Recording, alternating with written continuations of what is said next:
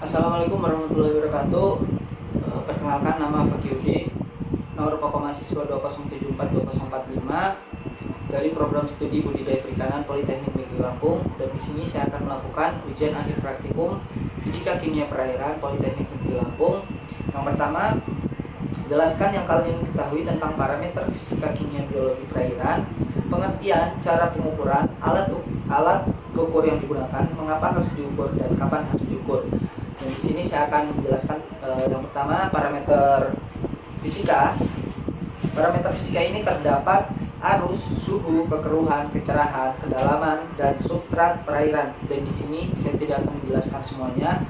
Saya akan memilih beberapa karena keterbatasan waktu. Dan di sini saya memilih yang pertama, arus. Arus merupakan gerak air yang sangat luas yang terjadi di seluruh perairan dunia. Pengukuran arus dengan cara membandingkan jumlah putaran kincir yang terdapat pada current meter selama waktu yang telah ditentukan.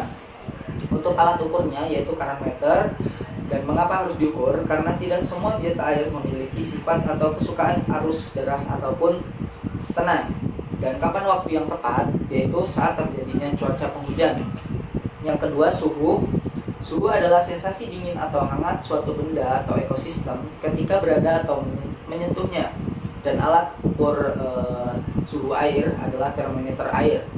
Dan untuk cara pengukuran air, memasukkan ujung batang termometer ke dalam air dan tunggu sejenak lalu diangkat. Mengapa harus diukur? Pengukuran air dilakukan untuk mengetahui bagaimana keadaan suhu pada perairan agar dapat dikontrol oleh pembudidaya. Dan kapan waktu yang tepat untuk pengukuran suhu air? Pengukuran suhu air dilakukan sewaktu keadaan cuaca berganti, seperti misalkan cuaca penghujan lalu berpindah ke cuaca kemarau, dan itu juga sebaliknya. Dan di sini saya akan beralih kepada parameter kimia.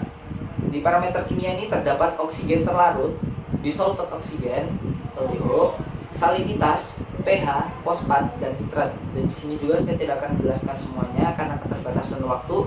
Jadi saya akan memilih beberapa saja, yaitu DO, dissolved oksigen atau oksigen terlarut adalah jumlah oksigen terlarut dalam perairan yang berasal dari fotosintesa dan absorpsi. Untuk alat ukurnya yaitu dissolved oxigemeter.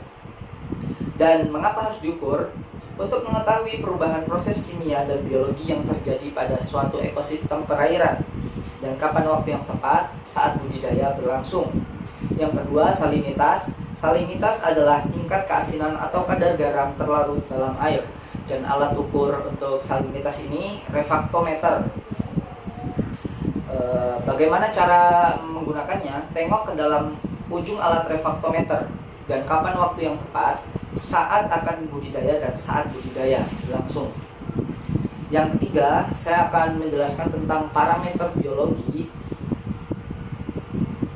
Yang pertama, di parameter biologi ini ada biological oxygen demand atau BOD, chemical oxygen demand COD, nutrient, fitoplankton, zooplankton.